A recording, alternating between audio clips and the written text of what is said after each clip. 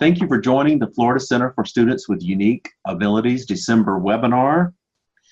Today, Assistant Director of Student Success of the Student Success Center at the University of Texas, Dallas, Michael Saenz, is joining us, and he's going to be talking about the College Reading and Learning Association's International Mentor Training Program Certification. And so thank you so much for joining us today, Michael, and at this time I'm going to turn it over to you. Yeah, thanks for having me. I'm going to do my best to kind of explain what the International Mentor Training Program Certification is and how it can benefit your programs or your schools. So first, what is the College Reading and Learning Association? It houses a few different things, but the main thing that my part is for the Mentor Training Program Certification. We also have a Tutor Training Program Certification. So those are the two big training programs that come out of CRLA. But there's also areas for professional development, research and service, and how we can all help in our specific disciplines. So my focus today is going to be about the certification programs, specifically the mentor programs. So I wanted to give a little background about what we do and how we go about critiquing the programs that apply to be certified. So like I said, the acronyms are going to be very thick in this presentation, but the two big programs are ITTPC, the Tutor Program Certification, and IMTPC, and that's the Mentor program. So both of these programs go through a rigorous application process, which I'll be explaining here in a bit, but also they share a very similar structure. So what is ITTPC? Again, it provides recognition and positive reinforcement for tutors and their successful work. It sets an internationally accepted standard of skill and training for tutors. It's also endorsed by a number of different programs, CLADIA, NAID, the Commission, ACPA. It's widely recognized. Very similar for IMTPC. Again, the goal of this was to set some standards and guidelines just for the minimum training for certain skills for the mentors. And it inspires mentor trainers to create programs that can be challenging for the mentors. Our goal is to help develop them. It also provides campus recognition and rewards. Some programs like ours are, their pay is associated with which level of certification they achieve while here, which I'll explain the different levels. For IMTPC, it was established in 1998. Our goal is to certify campus mentor programs that, again, help near peer or peer students at the school. We have over 100 programs that are currently certified, level 1, level 2, level 3. You can kind of see the breakdown there. But we have also a wide range of mentor programs. We have academic mentor programs. We have student affair type mentor programs. We have advising mentor programs. So the wide range. We are international, and it varies on what type of institution. We have community college partners. We have 4-year institutions, private schools, public schools. So there's a wide range of mentor programs that are certified by IMTPC. So the first thing we talk about, you've heard me say already, is the levels, level 1, level 2, level 3, and those are just building blocks. Here at UT Dallas, our Success Center peer leaders are all required to be level 1 certified by the end of their first year. And I can explain later on how we get them certified, but the level 1 is the basic certified mentor level. Once they achieve that, they can advance to the level 2, which are just more in-depth topics, more experience hours under their belt. And then once they hit those achievements, they are an advanced mentor. And then level 3, they become a certified master mentor. And in a few minutes, I'll be explaining what each of those means. So with the certification levels, again, that certified mentor is just the bare basic information they need to know as a mentor, and then the advanced kind of stacks onto that, and the master level builds on that. So here are the components of what makes a certified program, and here's what we look at. When I say we, I'm talking myself and the review team. that browse each of the applications and make sure that they hit these requirements. So there are three main components of an application that we look for certification. The first one is the program narrative, and that is just kind of explaining to the review team what your program is about, which students they serve, how you're funded, things like that. The second thing, and this is the biggest part, is the program components. And I'll be individually talking about the selection, training, experience, and evaluation of the program. And the third thing we look for is the bibliography to make sure that you are attributing all your sources to the proper places. So I'm going to go back and really hit on number 2, the required program components. So this is going to be, I call these the 4 pillars of your program. So again, it's how you select your mentors, how you train your mentors, how they get their experience hours, and then how you evaluate the mentors. So first is how you select them. So our standards are as follows. There needs to be a minimum GPA requirement. In the past, that used to be a minimum 3.0 GPA requirement. And we decided, because we had such a wide range of mentor programs, not all programs were academic based. So that 3.0 didn't really, wasn't really helpful for students, say, that were put on probation and came out of it and now became a mentor. They may not have hit that 3.0 GPA. So we changed that requirement to a minimum GPA requirement for your program, whether that's 2.5, 2.75, 3.0. So the first standard is to make sure that you set a program minimum for the mentors and their GPA requirement. The second one is interview with the mentor and trainer supervisor. This is the one that I just took for granted. I met with a program on our campus, and I was going through the mentor selection criteria, and I just breezed through this bullet point when I was talking about the mentor selection, and they stopped me and they said, well, what do you mean interview? And it was one of our biggest mentor programs on campus, and I found out through having a discussion with them that they didn't interview their mentor candidates. They had so many to choose from. They had 700 applicants, and they chose about 500 that with the one-person group, they didn't have the time to sit down and interview 500 people. So so this is an important decision that they had to make if they wanted to become certified, is how could they build in this interview process? How could they utilize some of their team leads to do maybe group interviews or things like that? But we really want to make sure that you are interviewing the trainer, the supervisor, whoever is interviewing the candidates for selection when they come into your program. The third criteria that we look for, having 2 or more references from faculty or former supervisors or advisors. This can be in a number of different forms. The one that we use the most is a recommendation form, where we kind of created on our end. I say our end, I mean the program. So the program would create a form that lists the attributes that you're looking for, and then once a mentor candidate has given you their references, you send this form to the references, and they would fill it out. Some people just use letters of recommendation.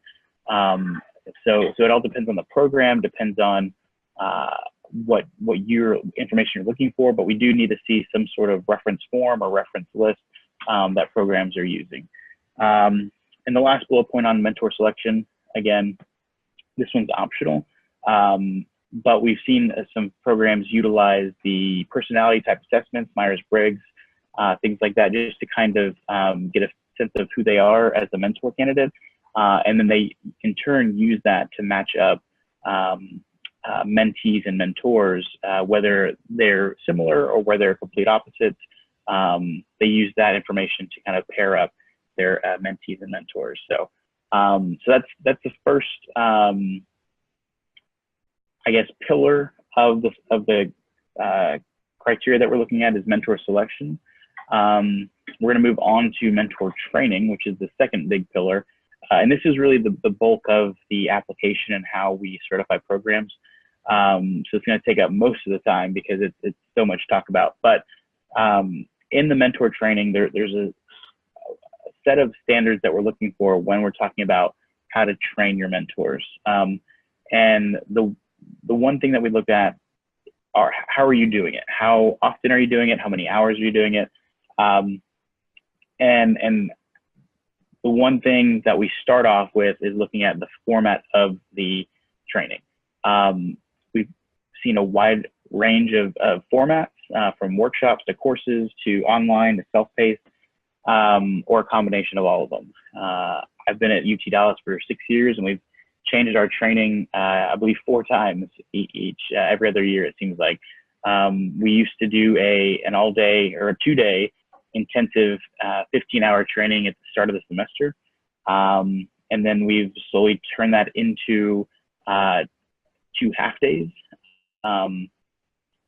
where they meet at the beginning of the semester, and then they fill out the rest of the training requirements throughout the semester. So it kind of breaks up the training. I've also seen programs have entire courses, a 1-hour or 3-hour course the semester before they start.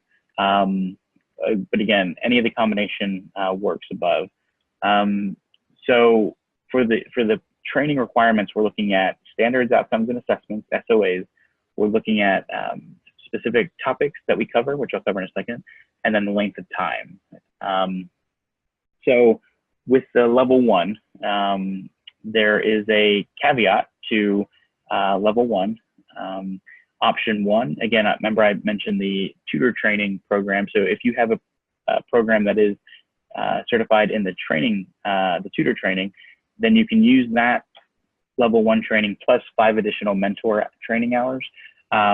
We rarely see this option, just because training tutors and mentors are different things and require different applicants. So we don't really see option 1 used a lot. We do see option 2 used a lot, which is the 15 hours of mentor training. And that's, it's a lot of hours. And we are looking at changing that down to 10 to match our sister program in the tutor training. But as of today, it's 15 hours of mentor training.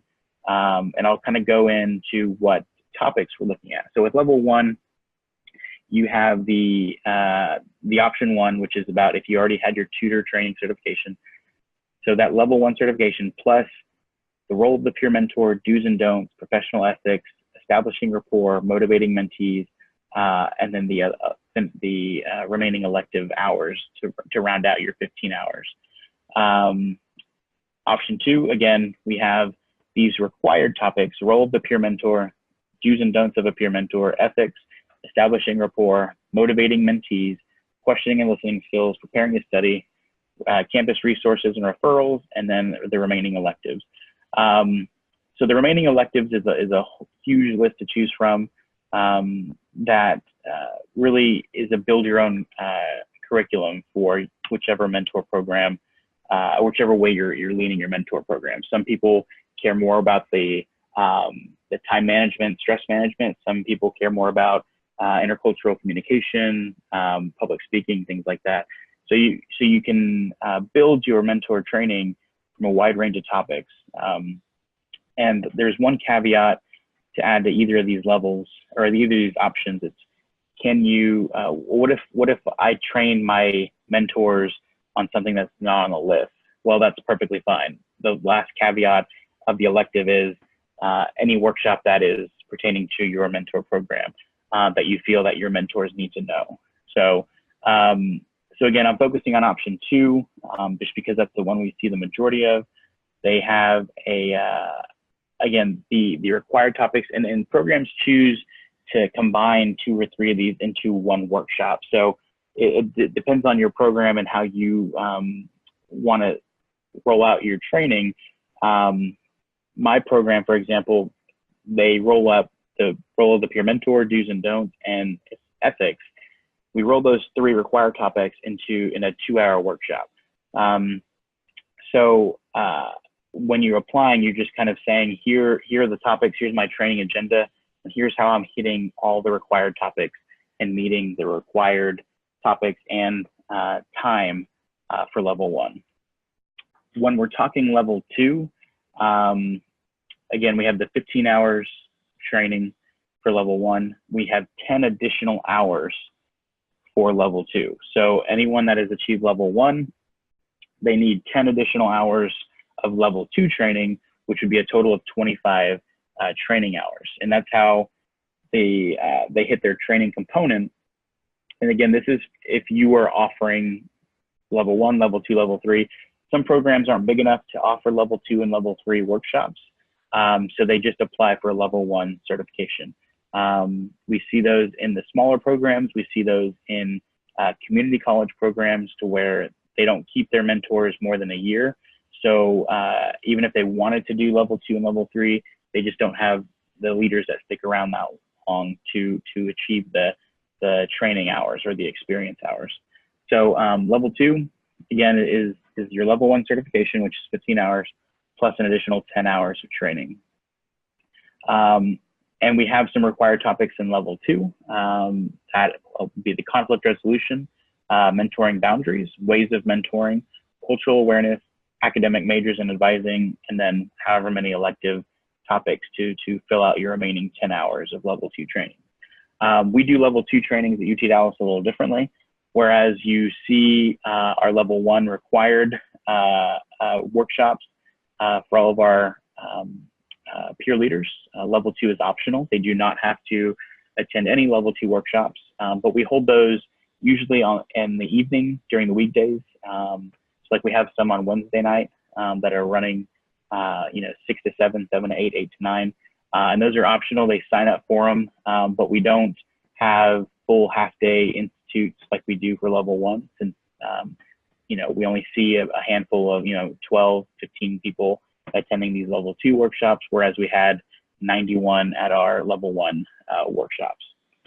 So again, there are certain topics for level 2. Same thing with level 3.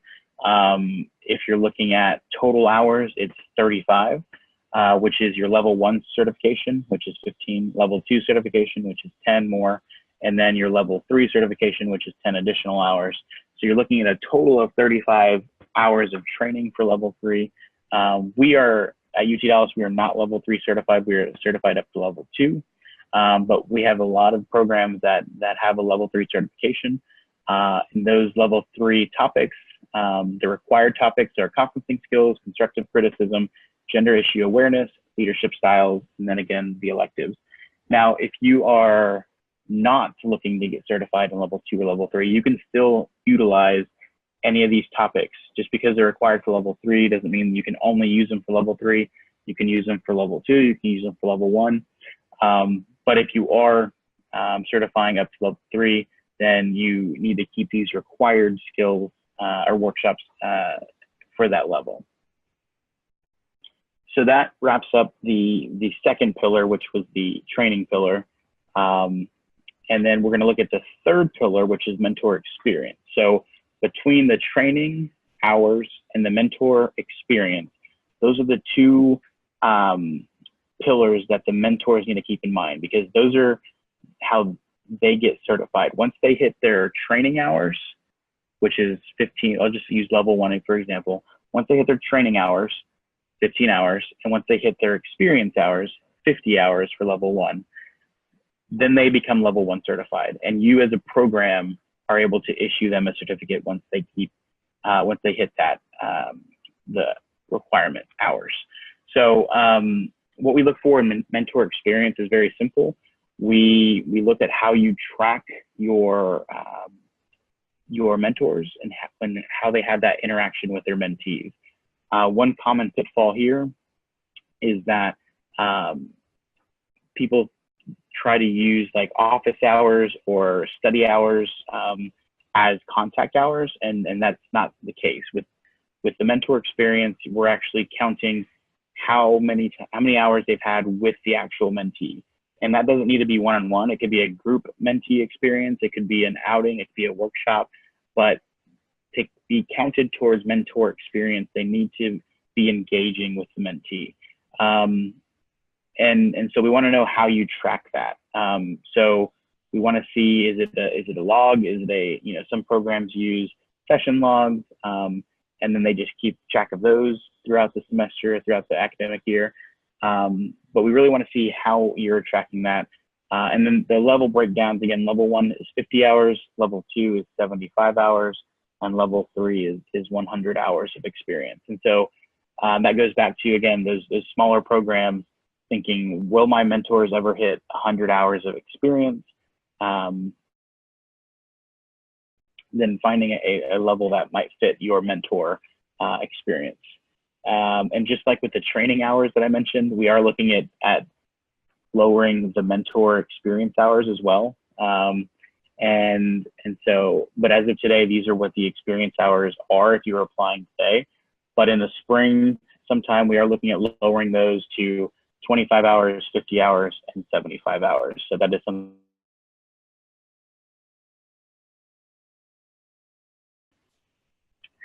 The last requirement, the mentor evaluation. Again, it's the same across all levels. We want to look at, does your evaluation occur annually? Are the mentees evaluating their mentors? And are the results shared with mentors? So those are the things we look for in the evaluation pillar is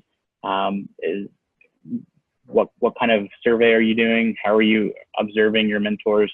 Are the mentees being surveyed and evaluating their mentors? And are you having that meeting on an annual basis with the mentor to share those results? So it's all about giving feedback and making sure that the mentors are given constructive criticism. So here's kind of the overview that I was mentioning with level 1, level 2, level 3. And again, the two big pillars are the training and the experience. Now, there is a small fee associated with the application process. So for level 1, for example, it is a $150 application fee, and that's good for the first year. And that's on a application basis. That's on a per mentor basis. So the $150, that is good for the year, and you can certify one mentor, you can certify 1 million mentors. That 150 covers you for the whole year. And then if it's level 2, it's 250, level 3 is 350. Once you're certified, you have a lovely program certificate. Again, CRLA and IMTPC, we certify you as the program. And then once you are certified as a program, then you, the program, are able to certify the mentors. And so we give you a mentor certificate that you can fill in the mentors' names once they hit those requirements for the training and the experience. And we send those to you so you can template, so you can fill those out and print them on some nice award paper. The mentors really like it. We print about 150 each year here, so they really enjoy having that certificate that says they're certified.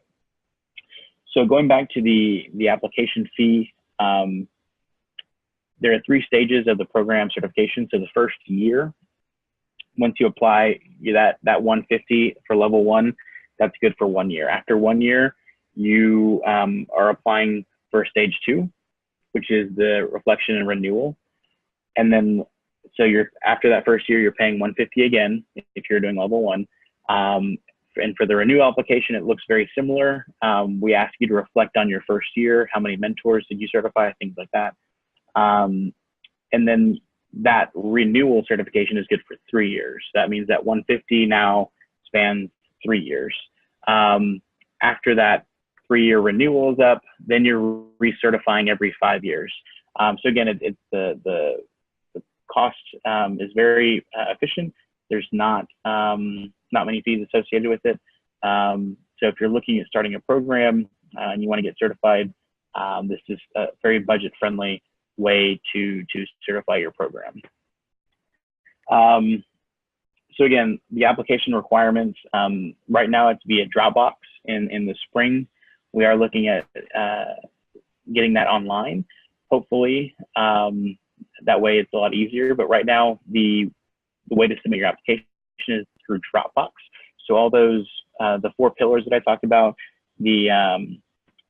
all the pieces that you need. So for the first pillar, mentor selection, anything that would help explain how you hire them, whether that's the job description, the interview questions, any sort of personality type assessment, any files that would help your application, that would show the review team exactly what you do, that would be going on your Box account, as well as the application, as well as the program narrative and bibliography that I talked about earlier.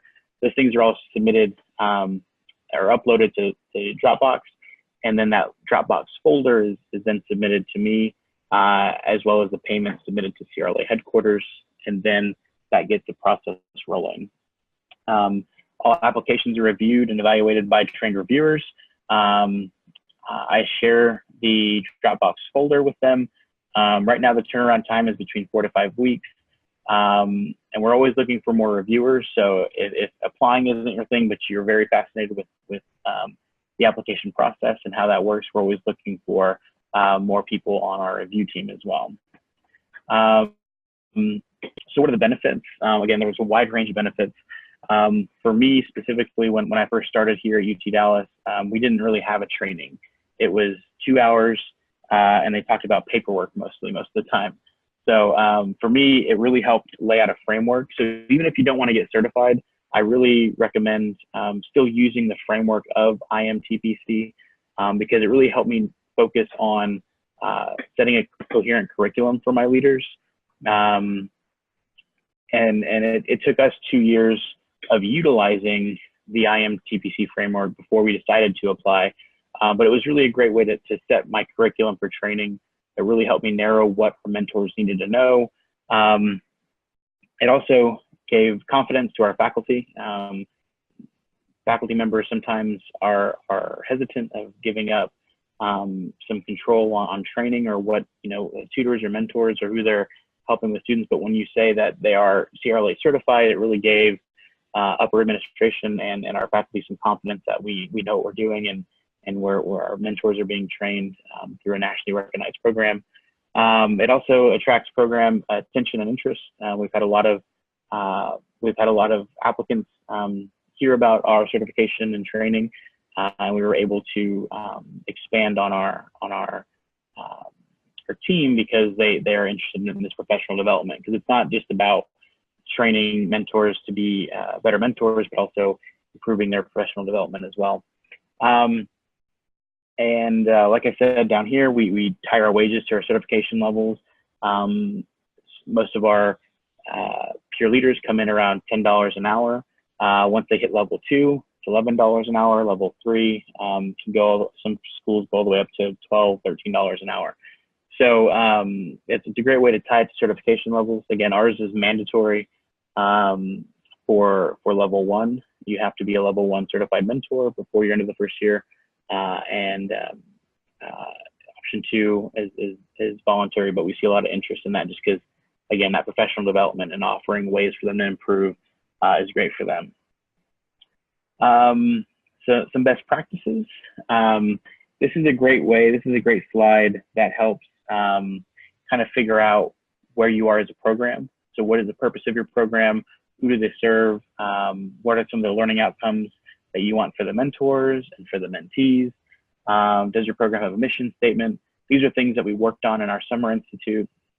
But it's, again, this slide's a great way of kind of asking where you are as a program. And the most important thing is that last one: which level do you want to be certified in? If certification is for you, you want to start at the level where you feel that your program can become. If you want to be a level 3 program, I would really recommend applying for a level 3 program to start. If you apply for only a level 1 program, when you decide to do level 2 or level 3, then your application in those stages, it starts over. So if you know you're a year out from offering a whole level 2 or level 3 curriculum, I would wait and wait until it's fully developed, and then apply for the level at which you want to be certified in. Some tips for application: again, strategically plan for your certification level. Again, changing your levels requires you to return to stage 1, which is that year cycle. submitting evidence for certification requirements. So again, for the mentor selection, we're looking for, you know, a job description, your interview questions, personality type assessments. For training, we're looking for your training agendas, some of your training PowerPoints, your outcomes for your workshops. For your mentor experience, we're looking at submitting a time log or a session log, however you're keeping track of your experience hours for your mentors. And then, you know, some of your evaluations, whether they be the observation form or the mentee survey. Again, things that will help the review team understand how your program achieves the minimum requirement for certification. And then finally, again, following our copyright requirements, we want to make sure that you're giving credit to where it's due. We don't want any plagiarism. Again, if you don't cite where you received some of these sources or workshops, then we're just assuming that you're the one that created it. So the application process, again, looks very similar to the 4 pillars. You'll see as you're working through the application that you'll see those 4 pillars come up. And this is a great slide that kind of shows how you can break down your subfolders. Again, 1 for the application, 2 for the program narrative, and then having that folder that has all the appendices and all the files that would help the review team really understand how your program operates. Kent State had a great application. There was a revision of their FYE Peer Mentor program, and they were able to have 2 training sessions, or they had a monthly training session for 2 hours. So this is one of the programs that they decided to break up their training. I do highly recommend, when you're thinking about building your training curriculum, think about what's most important for your mentors. Think about things they need to know right before they start, and have that included in your original orientation or your launch training. And then as the semester goes on, you can throw in some of the extra topics that will help your program achieve that training hours. So again, this is just an example of what the Dropbox folder would look like if you were applying. Again, labeling is important. Keeping everything organized helps the review team sift through the application. We've seen some great applications. We've seen some really bad ones. So this is a Kent State example where they're able to have their appendix and everything. And so when you reference something in your application, the reviewer knows where to go in your appendices to look at the file.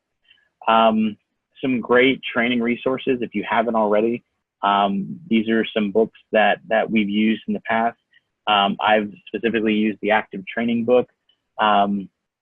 It's a fantastic resource and really gets you to think outside the box and how you can help train your mentors and peer leaders in a way that makes sense to them. So these are really great resources to have. And again, finally, if there are any questions, feel free to reach out to me. We'd love to help answer any questions you have about the IMTPC process.